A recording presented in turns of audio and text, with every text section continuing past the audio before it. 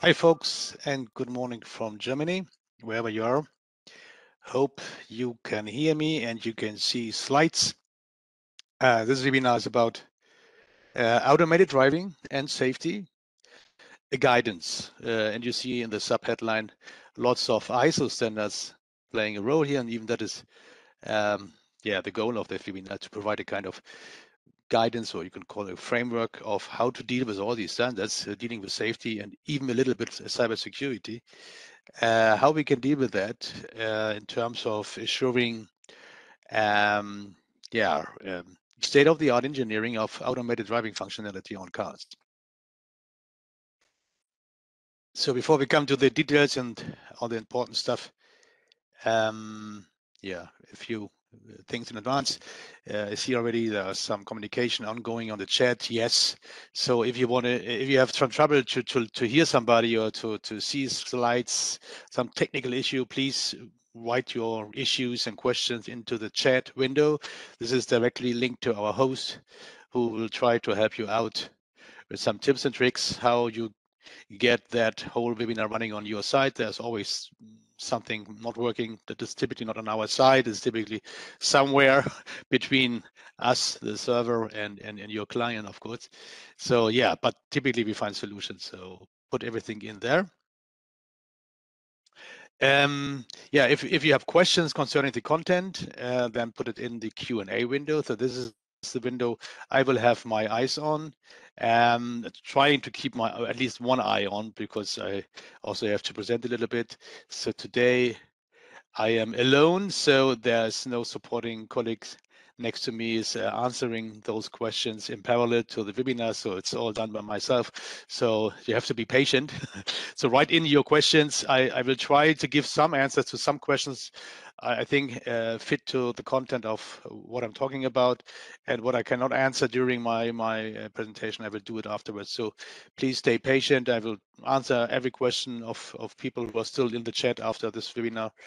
And if I cannot answer and you have not time to stay, okay, then I'm gonna answer that question by email within the next days. So every question should be finally covered by an answer from our side.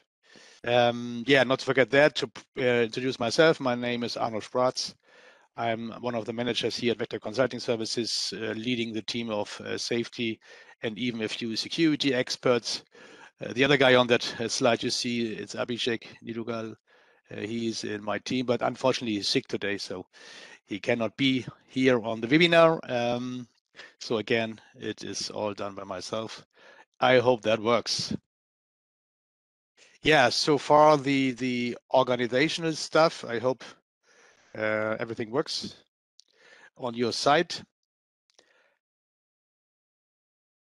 Yeah, a few words concerning Vector. I assume you know who Vector is, what company it is, basically. Otherwise, you would not be here. But maybe a few words. Vector is meanwhile a comparable big company with more than 3,000 employees in many countries. It's mainly, of course, about tools and embedded software for automotive industry, but even outside, like medical or aerospace. Everywhere where you find embedded systems, you will also find a bit of Vector tools and software, but I would say 90% is automotive industry. You see, tools like Canoe, most likely, or Candela, or whatever is around. Embedded software like AutoSAR, classic and adaptive. Meanwhile, more variants of that kind of software out there. So that is the bigger part, the biggest part of Vector. So there's a smaller part where I'm coming from. That is a consulting part. Around 20 consultants are working for Vector Consulting Services, which is a 100% owned subsidiary of Vector. We are mainly located in Stuttgart. A few guys from our side are in Seoul in Korea. A few other guys are in Munich. So there's a bit distributed, but not too much. And so we're doing everything outside tools embedded software. So everything which is dealing with methods and standards for engineering, for developing software and hardware in automotive industry. Even we are mainly in the automotive industry. This is covered by the consulting branch of Vector. So, and of course, the topic today is a bit out of that area. Yeah, if you watched about what our customers are saying, just based on a survey we do every year, asking questions about, quite simple, what's our long-term challenges and short-term challenges. So the idea is to create a kind of diagram, as you can see it here. So the vertical dimension is the long-term challenges, how much percentage is rated by or how many percentage of our customers are rating a specific topic as a long-term challenge, and how many are rating that as a short-term. So to get a picture, what are the urgent topics, what are more the long-term stuff, and so every year it moves. The topics are not changing so much. You see here digital transformation, you see costs, complexity, quality, competences, so distributed development, and so on. These topics are always showing up. So, but the position in the diagram is changing, and this at the beginning of this year we did our yearly survey for 2022, and so a kind of magic triangle showed up. So it seems that the topics are moving now in the kind of upper right corner, which means we have a lot of topics which are basically short-term and long-term, which is the bad news, right? You cannot create a sequence out of solving your challenges or tackling your challenges. So it's all coming in more or less one rush. They have to be solved now, and even we have to plan for the future to dealing with them. So, and they are forming a kind of triangle. So if you look to innovation, competence, and complexity, you see kind of, yeah, these are the interesting topics, at least from a consultant point of view. We have to deal with, on the one hand, innovation. Everybody knows it with electric propulsion and ADAS system, and automated driving belongs to it. We need competences for that, and of course, along with the innovation, the complexity of our systems are growing.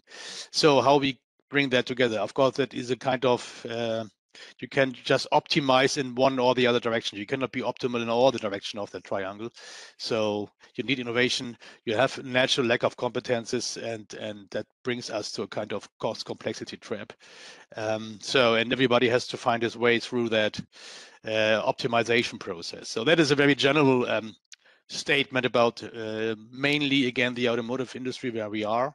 So, and of course, safety and security topics, automated driving belongs to that, is part of that quality topic. So that is in that magic triangle, as you can see it here, that belongs a bit to competence. It is also driving the complexity. It's not so much about innovation, but it's about how to maintain necessary quality with the needed competence in the growing complexity. So you can read that.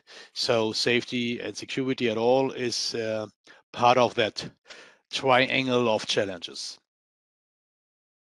Okay, very broad view about the industry, overview about the industry, what is driving us, at least based on our survey.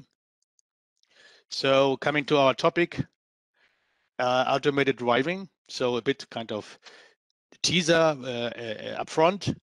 So little story about a car, a modern car in its life. So this is a scene, or these photos have been taken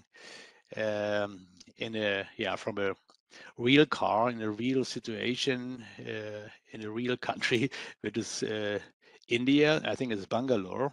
But so we looked at this scenario as a kind of what would an automated driving vehicle do in that kind of situation, right? So looking out of the front window, you see a car driving in front of you in an urban area, and then you see a chair on the road. So what goes on there, right? So, okay, if you would be a kind of a camera or an ADAS system who is classifying obstacles, you would say, okay, it's a chair, right? What does a chair do on the road?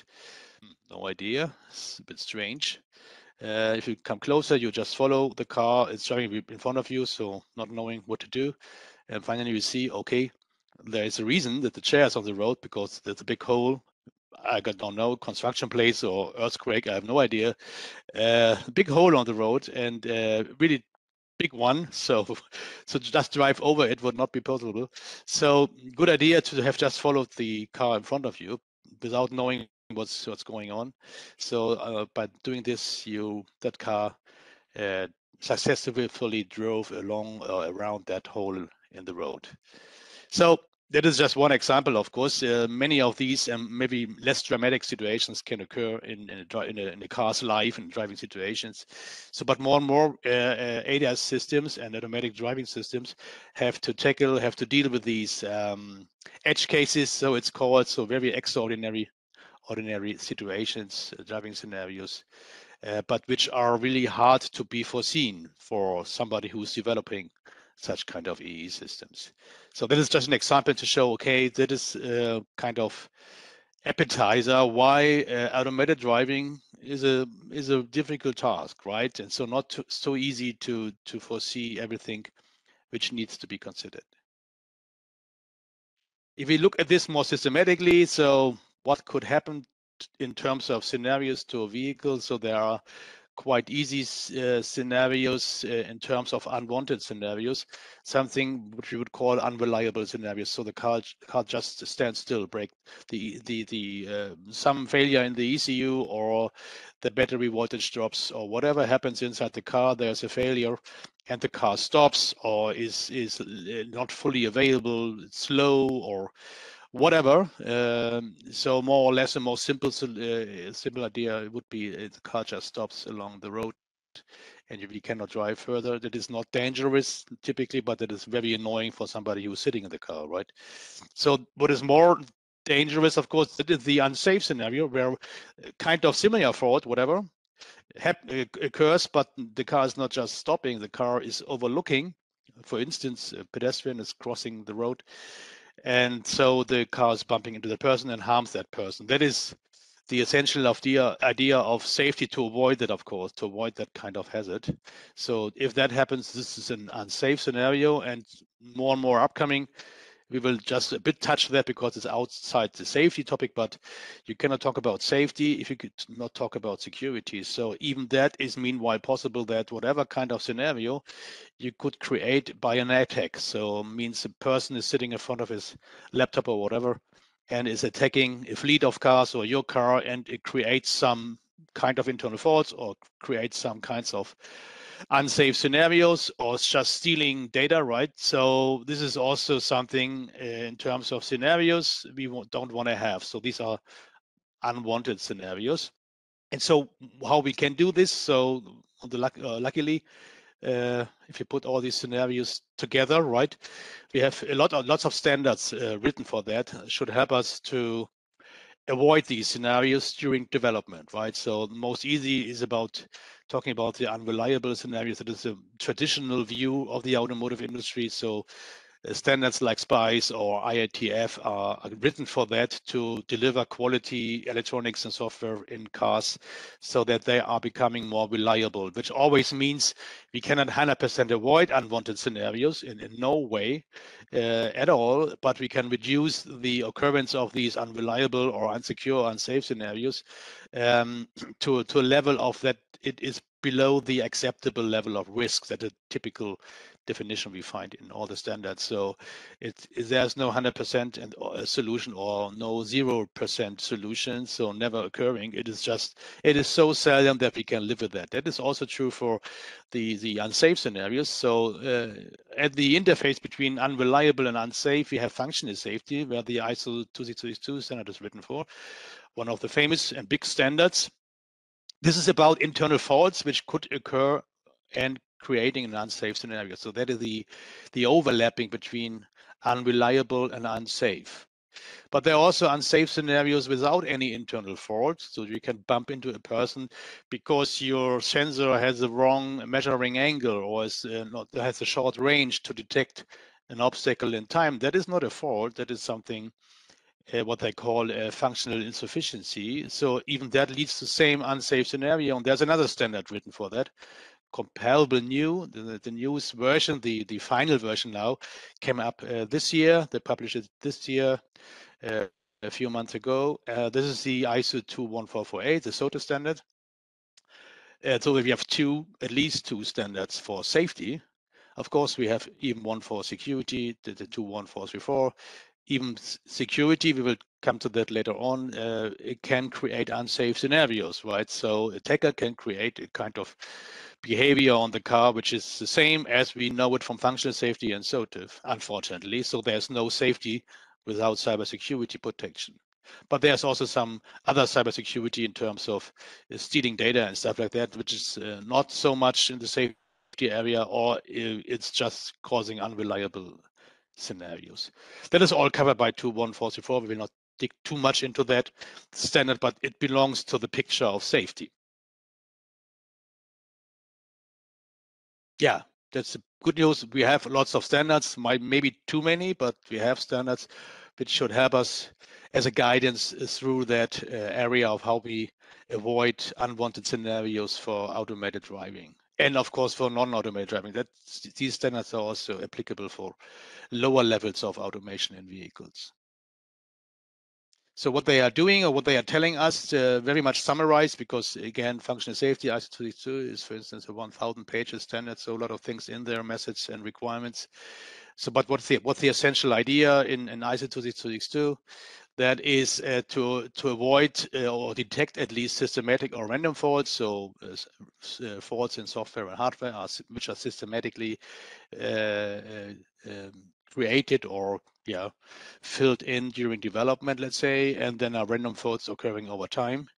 And that can happen in system hardware or software. And to detect these faults on board on the ECU, on sensors and actuators, or just during development, that is why the standard is written for. So the second safety standard is about the other kind of root causes, which is unforeseeable misuse and functional insufficiency.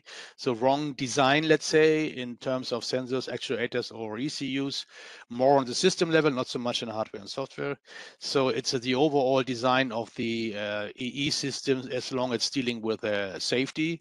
So if the physical boundaries are good enough for all the automated functionality on the car to avoid unsafe scenarios.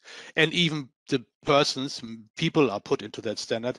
So wrong behavior of people can also lead to unsafe behavior. So the driver could do something wrong. Of course, pedestrians could do something wrong, but we have to live with that. But this misuse is more about people on the car who are doing something wrong reaction. So this should be mitigated or reduced to a minimum level of risk. That is what the SOTIF standard 21448 is about. And again, we have safety, security there. This is about avoiding attacks on our system.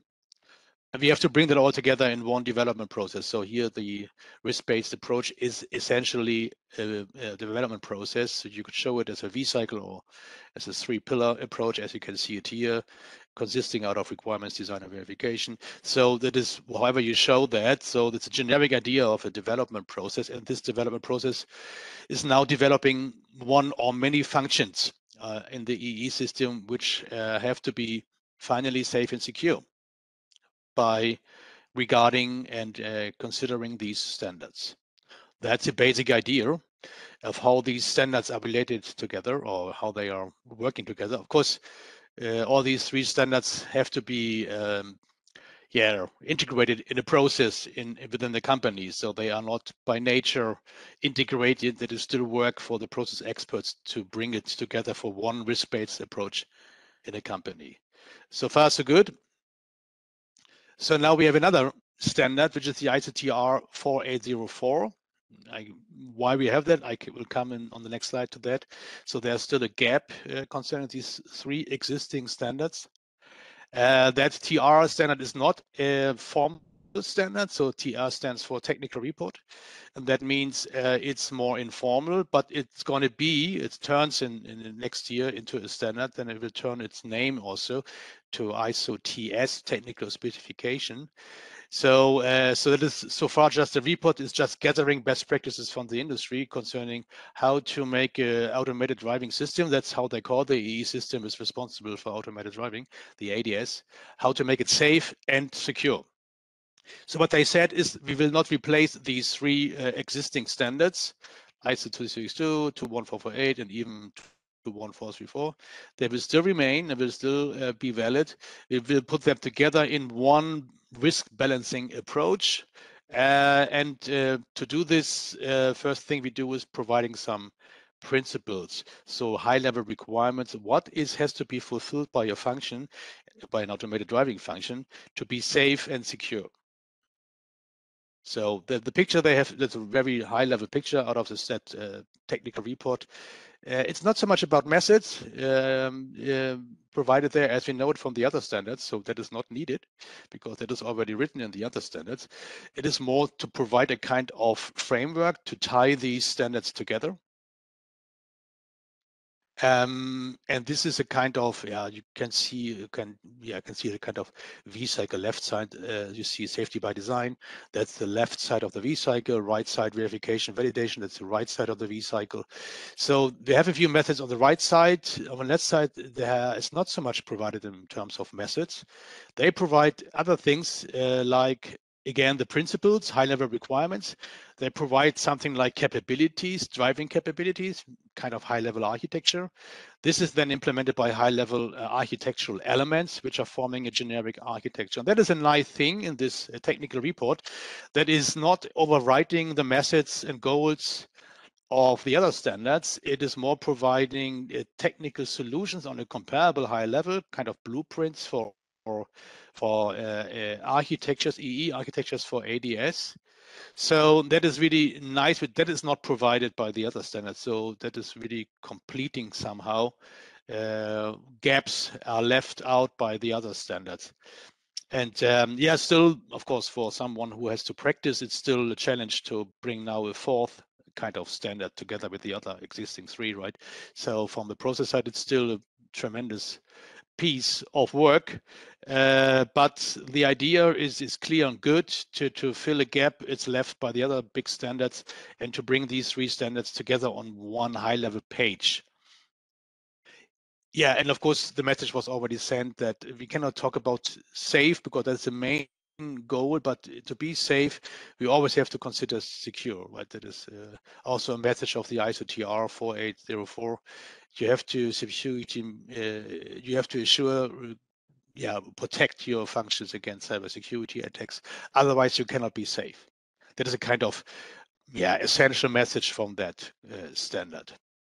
Yeah, to make the things even more complex, the name is now changing. So next year they will come up with a final version, and by the final version they want to turn the technical report into a technical specification, which makes the whole thing more formal. That means also requirements will be in there. Now there is no requirement in the TR, just report.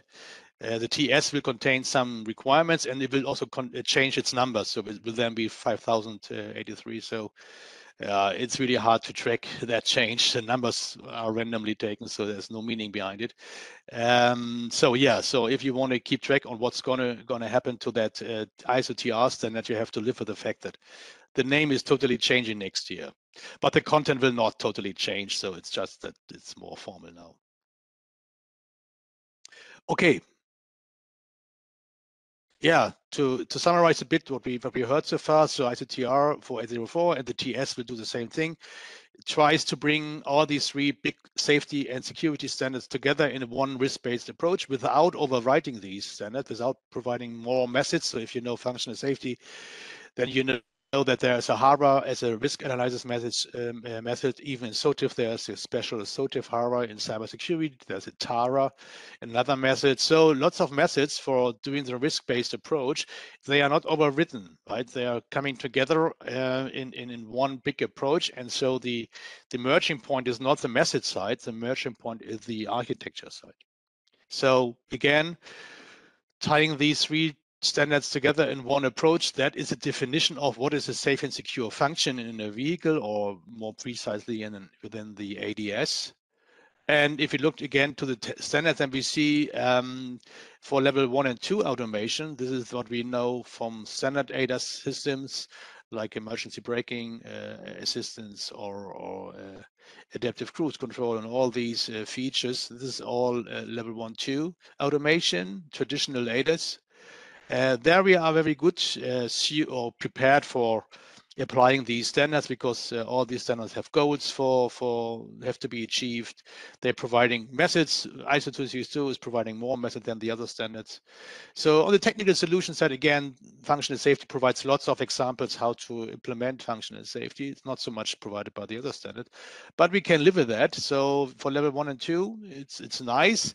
The ITTR comes in, right, just again to bring these three standards together in one risk-based approach.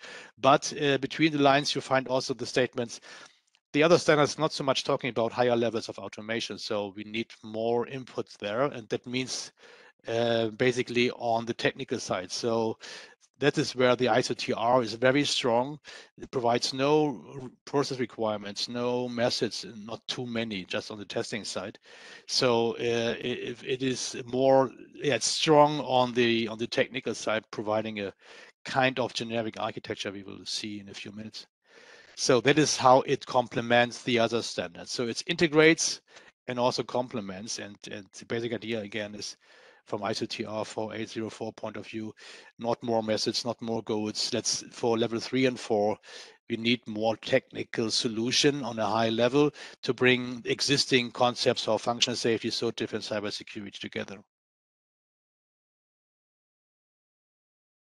Yeah.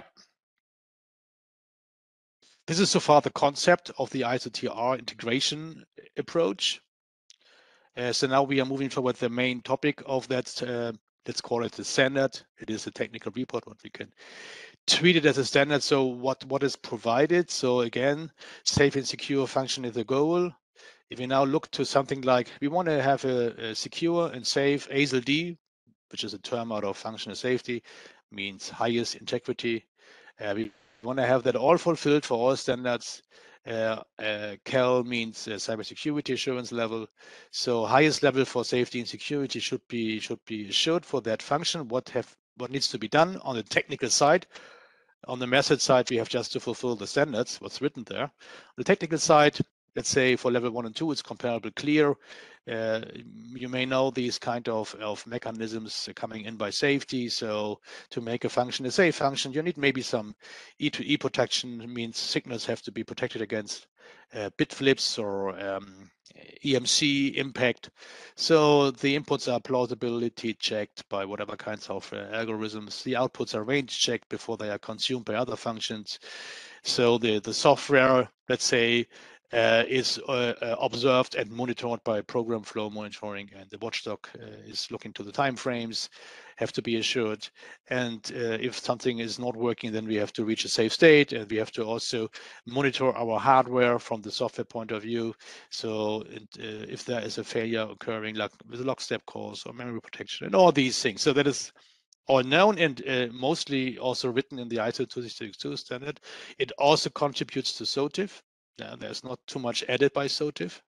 And of course, in security, we don't find these technical measures, but by practice, we know a few of these mechanisms for security, like message authentication or secure bootloader. These are more known mechanisms we apply even in automotive to make a function secure.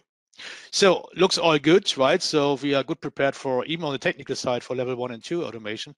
But for level 3 and 4, for higher levels of automation, self-driving as a keyword, yeah, then we need something. And again, this is the spot where the ISO TR 4804 jumps in and tries to provide us some high-level architecture.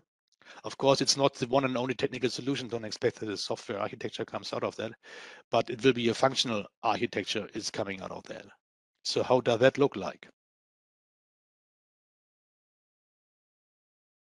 Again, we are starting with the 12 principles I mentioned already. So that's the starting point of the ISO TR 4804. So they are kind of high-level requirements. So not goals, they call it principles. They are very basic. We will see that if we look at these principles. And they are derived out of laws and regulations from public traffic authorities. So what needs to be assured, which principles have to be there for automated driving to not harm people. So they are mainly coming from the safety side. There's a bit cybersecurity in terms of protects the whole thing against attacks, right? But the most of the 12 principles are written according to drive safely on an automated driving car. So what needs to be assured there? This is then kind of allocated to a high level architecture of what they call capabilities. So 13 capabilities, which have to be in an ADS, quite high level, but you can see it as a kind of high level architecture to fulfill these 12 principles. This shall be then implemented by elements. That's how the standard calls it. They are more functional elements of an architecture, not software but hardware. And these elements are forming a generic architecture, which is on a kind of functional level comparable to what the ISO 26262 standard calls a functional safety concept. So if somebody knows these kinds of things, then this is a kind of level of abstraction what is provided by this standard, which is very nice that the standard is doing that. So it's not something taken from experiences. This is really taken out of the standard itself. Yeah, that is not normal that industry standards providing us kind of architecture. So you wouldn't find that in all the other standards I have mentioned. So they are a bit reluctant with that to constrain people who are doing the daily development work by some predefined architectures. Maybe you find recommendations here and there, but no one and only architecture, for instance, for functional safety. But they do it here in the ISO-TR for the automated driving part on higher levels of automation, that they provide a kind of, let's say, it's a kind of one and only high level architecture, which is of course still a recommendation because the standard is not a legal standard, is still a report, right? Okay, yeah, what's in the 12 principles? You see it already, though there are 4 high-level principles: cybersecurity, data recording, passive safety, safety assessment. So very, very solid, very simple. So that means, okay, your ADS have to be protected against cybersecurity threats, for instance. That is cybersecurity. Safety assessment means, okay, whatever you bring out on the road, it has to be assessed before you bring it out. Passive safety says, hey, it's not everything about electronics. Also, your car has to be a layout physically that is according what you have to achieve by automated driving, so that, for instance, your sensors and actuators can work properly, that they're not kind of having blind spots by the shape of the car or whatever. So there's a lot of, even in case of crashes, of course, there have to be some things to be considered for automated driving. But that is the non-electronics and software part. That is passive safety, but it's also a principle. And as we need it for legal stuff, we need data recording. So, for instance, after crashes, we have to find out what went wrong, who did something wrong, the automated driving system or somebody else who is involved in that crash and accident situation. So very generic principles, and below that we find 2 sections of further principles. One is only for the automated driving system. For instance, safe operation means in every situation, whatever degradation is there, whatever we have to switch off in terms of functionality, the car have to operate safe, even if, I don't know, some sensors and actuators are switched off for some reasons.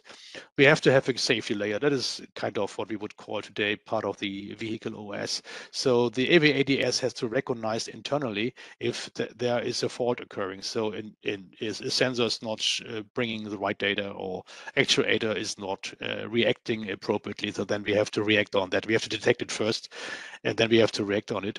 That's the safety layer. So the behavior in traffic has to be understandable by human beings and other normal drivers, right? And we have to operate in something we call the operational design domain. It's a very important term. So the ODD is very often used because every automated function, at least today, has an ODD which is very much constrained. So no automated function works everywhere. So there's always a operational design domain where it's made for, and every ADS has to detect if it's leaving their ODD, then something has to be applied in terms of degradation. So stopping the car, warning the driver, whatever. So if you looked for what was on the road today, we have level 3 features like automated advanced lane keeping assistance, for instance. So driving on a highway in a dense traffic situation up to 60 kilometers per hour speed, the driver can then sit back and read his emails or whatever, and the car is driving the car automatically, or the ADS is driving the car automatically through that dense traffic, so including lane changes and including accelerating and stopping and steering and so on, so that the crash is avoided. But when there is a situation, maybe you have to leave the highway, then you're leaving your ODD, and then you have to take over as the human driver. So that is the ODD, very important for ADS. So it is part of the principles. And then we have, of course, a third category of principles about human factors. So the role of the user has to be clear for somebody who is sitting now in the car. So am I the driver? Am I now a passenger on the car so I can read my emails? Or does the car need some support from my side? So how we initiate the taking over from the car side or from the driver side and so on. These are all important principles, high-level requirements from human driver point of view.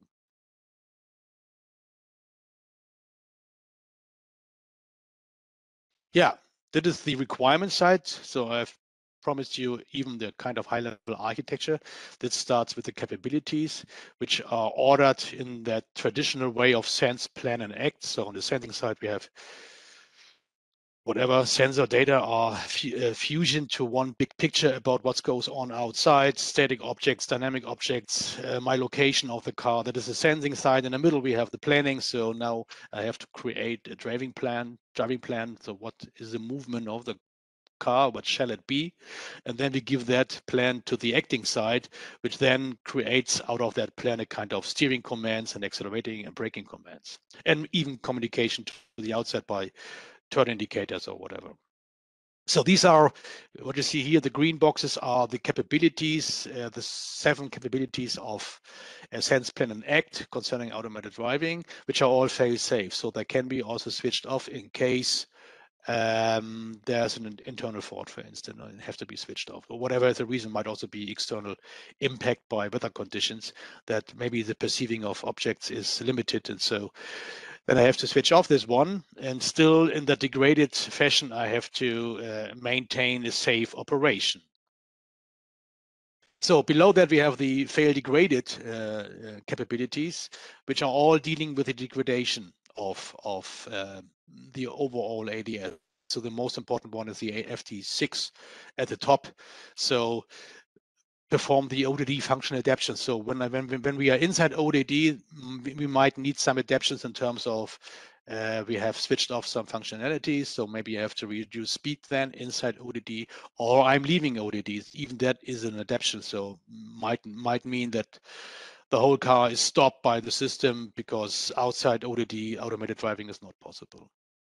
And then, of course, other capabilities within that fail degraded area, like detect when degradation is not available. So even that might happen, that a second redundant functionality is not there. And so now I'm losing my degradation level. So what should I do now, right? And of course, the degradation and mode transition itself has to be controlled.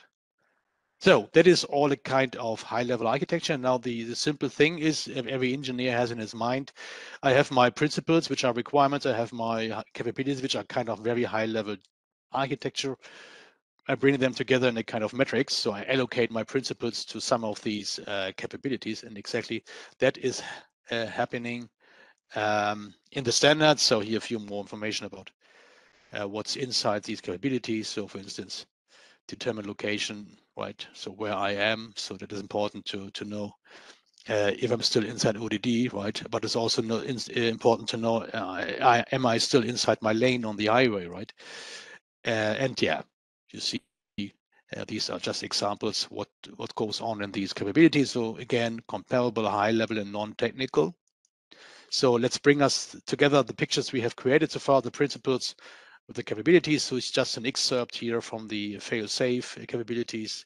So it's a bigger table, of course, but that shows already how that looks like. So the allocation now is from the principal side we have here on the horizontal line to what we have in terms of capabilities on the vertical side. So for instance, as an example, determine location, that capability is needed for basically cybersecurity and safety assessment, so that dependency goes across all the capabilities.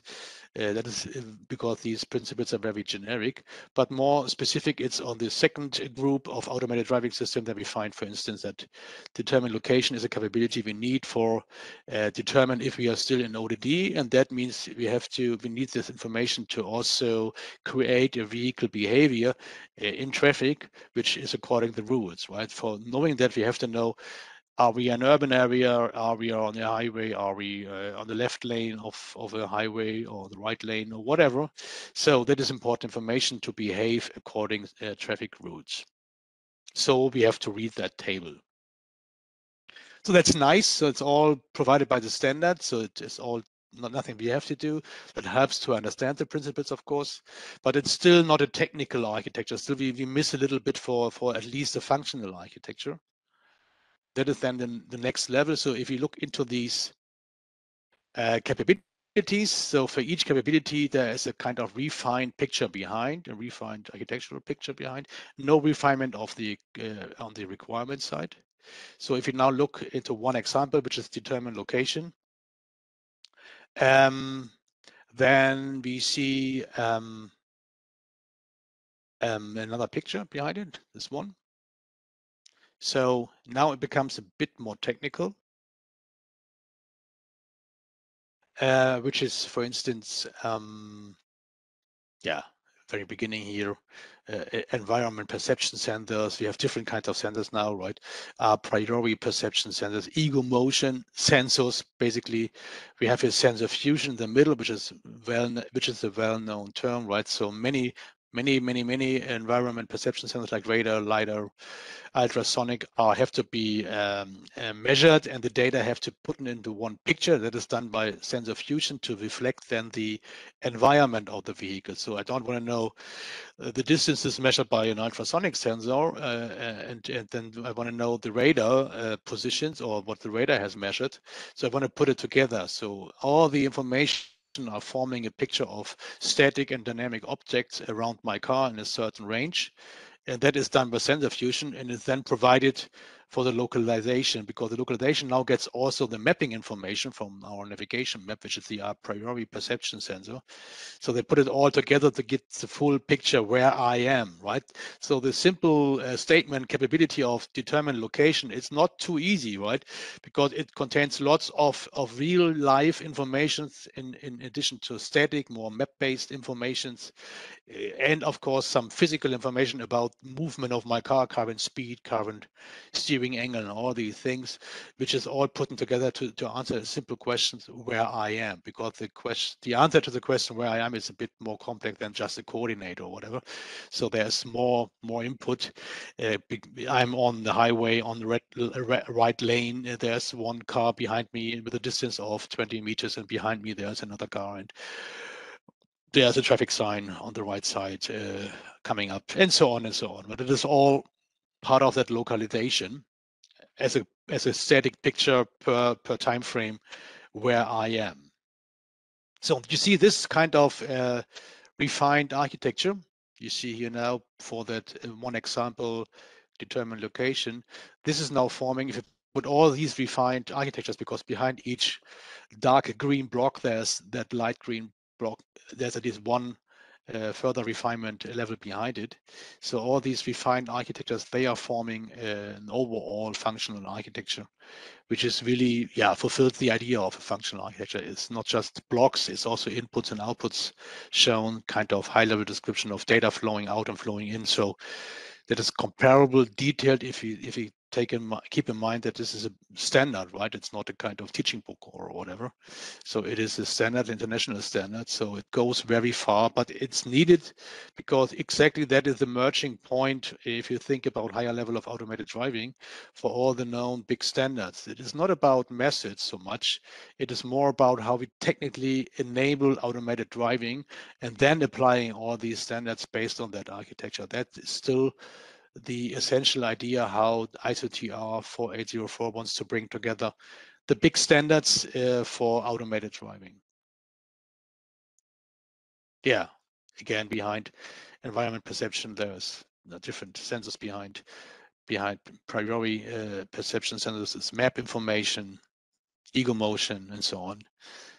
I said it already on the voice track. Yeah, these elements again forming that generic architecture, which we can see as a kind of blueprint for any kind of ADS system, whatever functions have to be implemented there, whatever level of automation. So another example is now, let's pick up one automated driving feature. It's a traffic jam chauffeur system, which is another name for what we also call the advanced lane keeping assistance, as we know it from UNECE R157. So some companies brought already one of these features out. They have all different names, of course. So I think Mercedes-Benz was the first company did that. I think they called it somehow highway chauffeur, if I remember correctly. So this, from the standard point of view, just names which are just, yeah, for marketing reasons, of course, and to maybe provide some further constraints, because every traffic jam chauffeur system is a bit different compared to how much speed can be automatically applied. What are the conditions? Does it work by night? Does it work in tunnels and so on? So that is all a bit different. But basically, traffic jam chauffeur system is a kind of automatically drive a car on a highway, dense traffic situation. Let's keep it simple. So this one would then contribute from the architecture, right? So for instance, to get some ideas about surrounding vehicles that I get from the capability to the perceive relevant static dynamic object. So I've shown here not just the capability level, I've not shown the next level, but because the picture would be too dense then. But I think you can understand now what's behind these capabilities. So from the determined location capability, we get the idea. I'm still in my ODD, still in the highway. So of course, idea about future behavior of the objects around. Then I create my driving vector and fill it in my capability 4, which creates a collision-free and lawful driving plan, which means then a trajectory. So now I have my driving vector, but now I have to take into consideration that there are obstacles in between, and so I have to drive around. Maybe I have to change lane and so on. That forms out of a driving vector a trajectory, and this is then fed into a kind of high-level actuator interface, which then splits the trajectory into steering commands and acceleration commands and braking commands. Yeah, so whatever automated driving feature, that is just one example from level 3. Of course, there will be other features. So lots of companies talking about level 4 already, but mostly not so much for passenger cars. It's more for the trucks part. There is level 4 makes more sense, but level 4 is upcoming. So even these level 4 features, so a known level 4 feature for passenger cars might be the valley parking, because that is really a situation where the driver leaves the car, of course, inside the parking area, right, which is suited for that, but is really leaving the car, it's not steering, and the car is driving by itself around in that parking area and finds its free parking slot, right? That is a level 4 situation, which is also a feature which is at least there on pre-series car and will come very soon on passenger cars.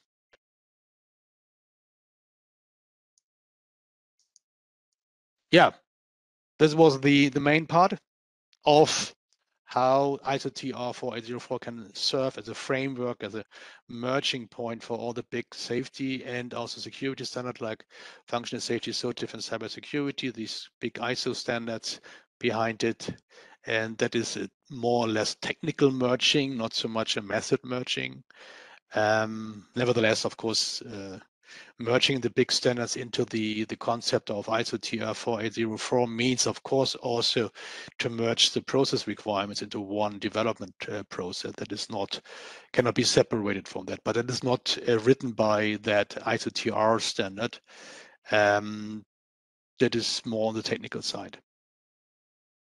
Yeah, Outlook is, of course, standards are still evolving, so that is a kind of cut out from the timeline. So what has been already done in the past few years concerning safety standards and even security standards So, and what's going to happen next? So this year we had the release, for instance, of the ISO 21448, the SOTIF standard. This is now a kind of final version. Before it was a preliminary version. So the switching from ISO TR to ISO TS, that's going to happen next year, somewhere in the middle of next year. So already the work on ISO 26262 has started. So the third edition, currently we have a second edition published. So this is also started, but will not come out before end of 2024. So, but that is also something upcoming. So we have new standards coming up. We have existing standards which are being updated. So that makes life not easier for people who are working in that area. So despite the fact that ISO TR and then it will be ISO TS 5083 helps us bringing together these big safety and security standards as a merging point, as a framework for integration. It is not a teaching book, and it's not a 100% fully integrated process provided by these standards. So still there's work to be done to apply these standards in our company, in our process landscape, as well as in our system architectures concerning ADS systems on higher level of automation. So that work is not too easy, right?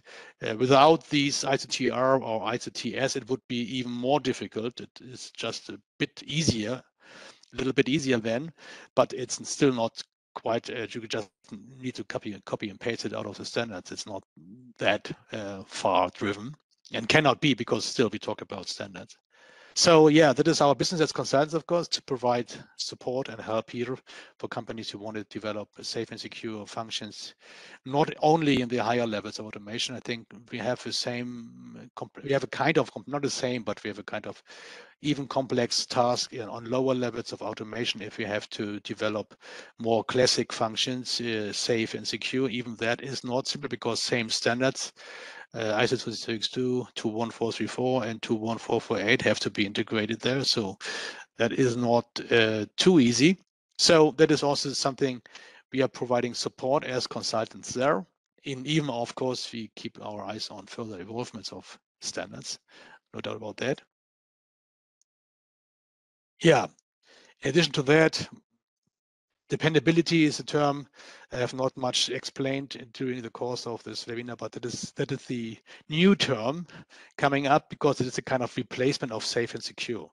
So the dependability is that a function, a dependable function, is a function fulfills the ideas and concepts of function of safe and secure provided by those standards I have mentioned already a few times.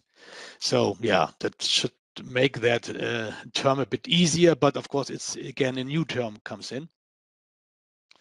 Again, below that dependability stuff, we have the traditional stuff still there in functional safety, cybersecurity, and SOTIF. So lots of methods are required, have to be applied for all kinds of automated driving, even for level 1 and 2 ADAS systems. So even that is part of our services we provide from Vector Consulting Services side on just not doing webinars and trainings. So we're also working on the projects with our customers. So that is our main work we do there.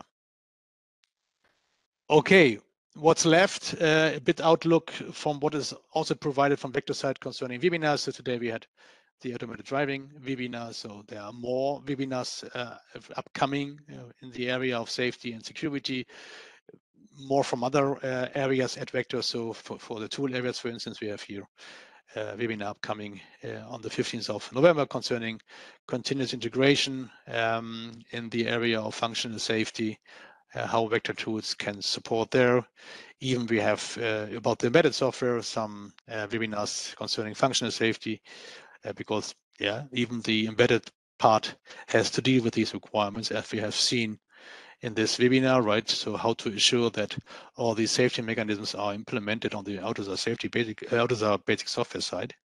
So that goes to more details, of course, of safety. So you're invited and welcome also to join these webinars. Yeah, this is so far everything from my side. So not too many questions came up during the course of the webinar, so I have now a bit time to answer a few I see here on my list. So one question I see here, just glancing over it, of course, yeah, that's of course technical questions. So no surprise, we learned in the webinar that the merging point of all these big safety and security standards is on the technical side. It's not so much on the method side. And so the question is, are we prepared currently for automated driving concerning hardware? Right. So because between the line, I think that was clear by those architectures or that architecture of an ADS system I have shown you.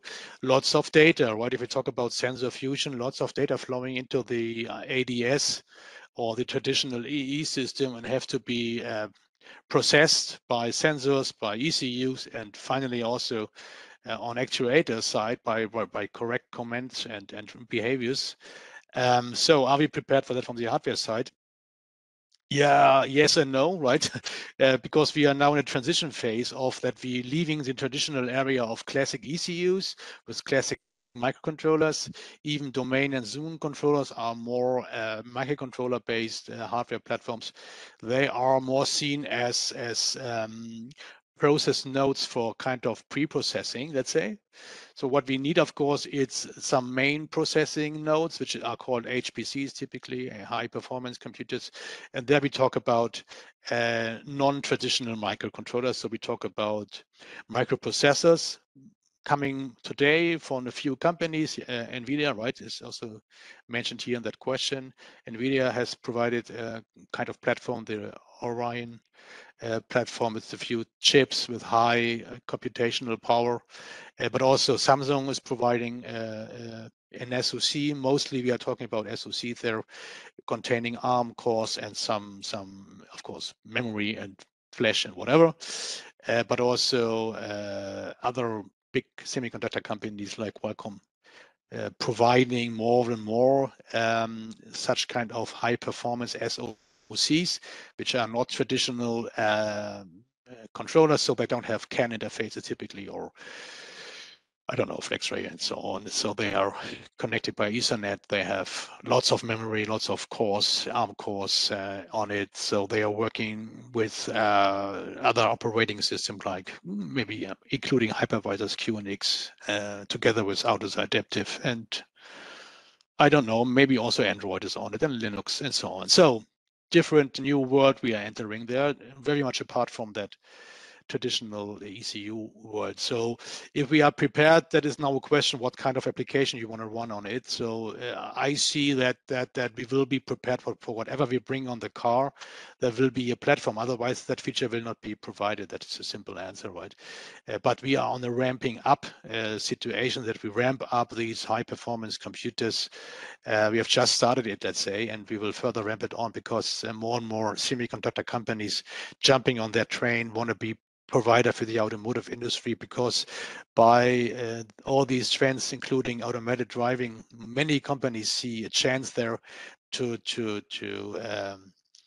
make more money out of their semiconductor factories, to keep it simple, right? So the consumer electronics alone is not stable enough. Automotive business is seen as something attractive because more and more chips are needed. Automotive business is comparable stable. And so that is a good additional business to the consumer electronics. So that's the reason why even such big companies like Samsung, Qualcomm, and NVIDIA jumping on that train. Before that, we had companies like Infineon, like Renesas and others providing microcontrollers for automotive, right? There was no Renesas, no Intel, no other big semiconductor companies in there. That is now changing. And so I would say having these companies in our industry means, yeah, we're going to be prepared for whatever we bring on the car. If the development is prepared, that is I'm more concerned about. So to deal with that level of complexity, that's another question. I think the hardware is not the big question. That will be there if we need it, but the software and the related capabilities we need to implement these features, this is a big question from my point of view.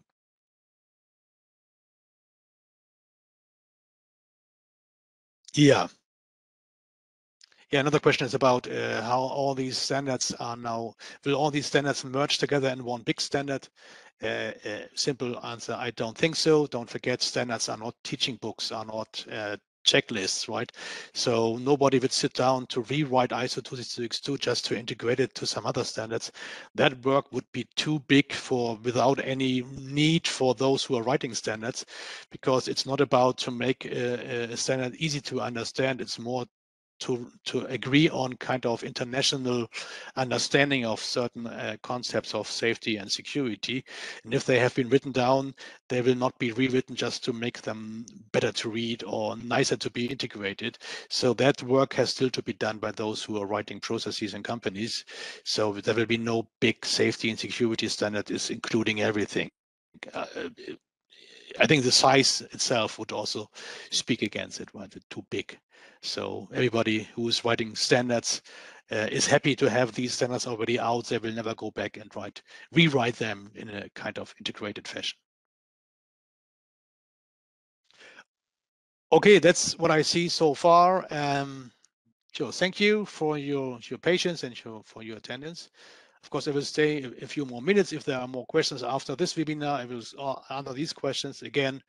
If you don't have time, wish you a nice day, enjoy it, and I will provide you an answer by email if you haven't received that answer so far.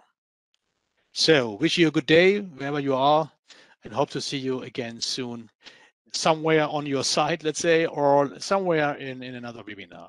Hope to see you soon. Have a nice day.